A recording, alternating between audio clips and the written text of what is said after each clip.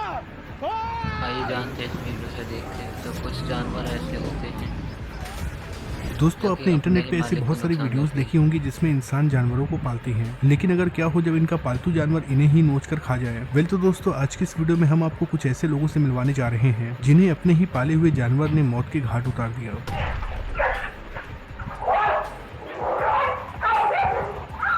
जैसे कि साल 2012 में साउथ अफ्रीका हैं। के यही एक सिटी बिल्कुल में कुत्ता चिंपैंजी ने खतरनाक अपने ही रहता है। मालिक पर हमला कर दिया। No problem. The kid killed my friend! He ripped her face off, please! He killed her, please!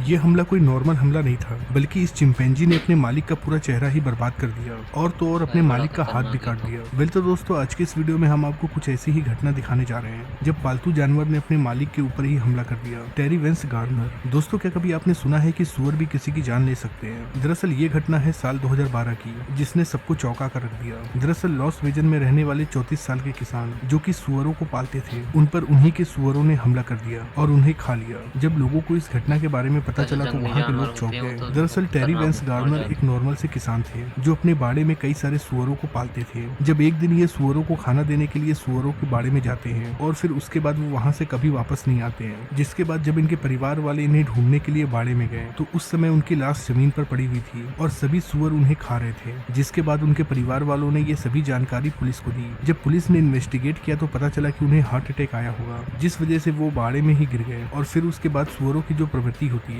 सफाई करना, उन्होंने ये कार्य शुरू कर दिया होगा। इसके अलावा पुलिस ने एक और बात बताई कि शायद हो सकता है कि जब वो बाड़े में पिग्स को देखने गए तो किसी पिग ने उन्हें तेजी से धक्का दे दिया हो, जिस वजह से ये जमीन पर गिर पड़े हों और उन्हें हार्ट अटैक आ गया हो। ये घटना हमें ये बताती है चाहे जानवर जितने भी घरेलू क्यों ना हो, वो कभी न कभी अपने नेचुरल बिहेवियर में आ ही जाते हैं। दोस्तों, ब्लैक मामा दुनिया के सबसे खतरनाक सांप होते हैं। आमतौर पर ये सांप जंगलों में पाया जाता है, लेकिन क्या हो अगर कोई इसे अपने घर में पालने लगे। इनका नाम था वेल एडिगा स्टगी, जो एक अमेरिकन थी। इसे ब्लैक मामा बहुत ज्यादा पसंद थे, इसीलिए इसने अपने घर में एक पिंजरा रखा था जिसमें 70 से भी ज्यादा ब्लैक मामा सांप थे। ये इन सांपों को अपने बच्चों की जैसे काफी सारे पालती थी। सांप लेकिन पाल एक दिन रखे हैं जब उसका इन्होंने तो। पति काम से घर वापस आ रहा था तो उसके पति ने देखा कि अलीटा फर्श पर बेहोश पड़ी है। इसने तुरंत एम्बुलेंस और पुलिस दोनों को ही कॉल किया। जब वहाँ पुलिस आई तो पुलिस ने बताया कि अलीटा की मौत हो चुकी है, लेकिन अलीटा की मौत कैसे हुई पुलिस को ये बात समझ में नहीं आ रही थी। जिसके बाद उसका पोस्टमार्टम किया गया तो पता चला कि अलीटा की मौत सांप के काटने की वजह से हुई और ये कोई और सांप नहीं बल्कि उसके द्वारा पाला गया ब्लैक मामा सांप था। असल में उस दिन अलीटा सांपों के पिंजरे का लॉक लगाना भूल गई, जिसके बाद एक ब्लैक मामा पिंजरे से बाहर आ गया और उसने एलिटा के बाजू को काटा,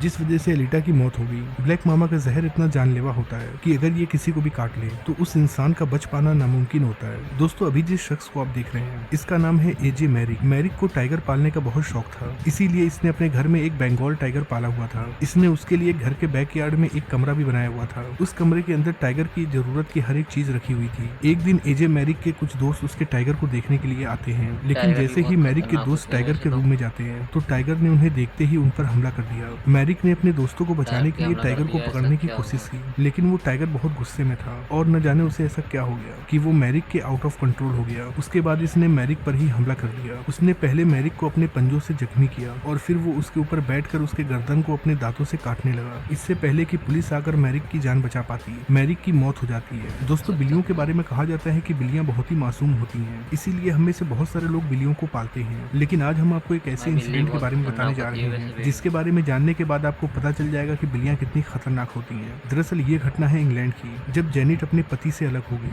और अकेले ही घर में रहने लगी। अपने अकेलेपन को दूर करने के लिए उसने कई सारी बिल्लियों को पाला। धीरे धीरे ये सभी बिल्लियां उसका परिवार बन गई। जेनेट पूरे दिन इन बिल्लियों को खिलाती, इनका देखभाल करती और इन्हीं के साथ रहती थी। जेनेट अपने आसपास के लोगों से बहुत ज्यादा बातचीत नहीं करती थी क्योंकि उसके लिए ये बिल्लियां ही उसका परिवार थी। वो बिल्लियों की इतनी सेवा करती थी कि उसे टाइम ही नहीं मिलता था कि वो अपने आसपास के लोगों से बातचीत कर पाए। लेकिन कुछ ही समय के बाद उसके पड़ोसियों ने एक चीज नोटिस की कि जेनेट कई दिनों से उन्हें नहीं दिखी है। उसके मेल बॉक्स में कई सारी चिट्ठियां पड़ी हैं, जिसके बाद उन लोगों ने पुलिस को कॉल किया। पुलिस जब उसके घर पर पहुंचती है तो पहले तो देखती है कि आने जाने वाले रास्ते पर बहुत ज्यादा पेड़ पौधे निकल गए हैं। खैर, जैसे तैसे कर पुलिस घर के अंदर घुसती है, लेकिन पूरे घर की तलाशी लेने के बाद भी वो जेनेट की बॉडी को प्राप्त नहीं कर पाती है। जिसके बाद एक इन्वेस्टिगेशन किया जाता है और जो चीज चलेगी इन्वेस्टिगेशन में पता चलती है उसे जानकर आपके पैरों तले जमीन खिसक जाएगी। दरअसल जेनेट ऐसा कई क्या दिनों से होगा? घर के बाहर नहीं गई थी और उसके पास इतने पैसे नहीं थे कि वो अपने बिल्लियों को खाना दे सके। जिसके बाद एक रात जब जेनेट सोई हुई थी तो यानी इन कि सभी उसे बिल्लियों खा ने गई। मिलकर उस पर हमला कर दिया। इन सभी बिल्लियों ने मिलकर जेनेट के हर एक बॉडी पार्ट को खा लिया। ये जानकर पुलिस भाई ऑफिसर्स साहब। भी शॉक्ड हो गए। खैर पुलिस वालों ने इन सभी बिल्लियों को लोकल एनिमल शेल्टर में दे ऐसा दिया। हो सकता है क्या?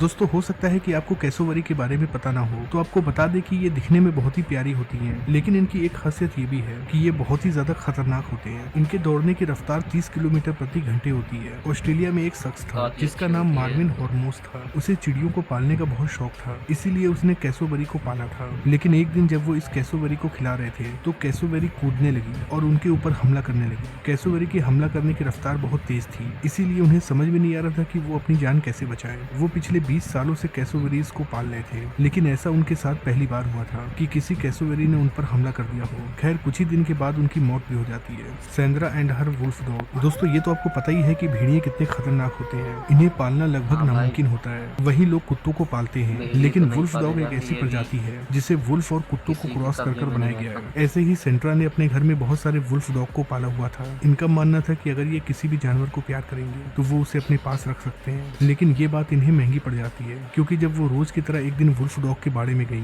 तो सभी वुल्फ डॉग ने मिलकर उनके ऊपर हमला कर दिया और उन्हें वहां से बचने तक का मौका नहीं मिला। जब तक पुलिस वहां पर पहुंचती सब कुछ खत्म हो चुका था, क्योंकि तब तक सेंट्रा की मौत हो चुकी थी।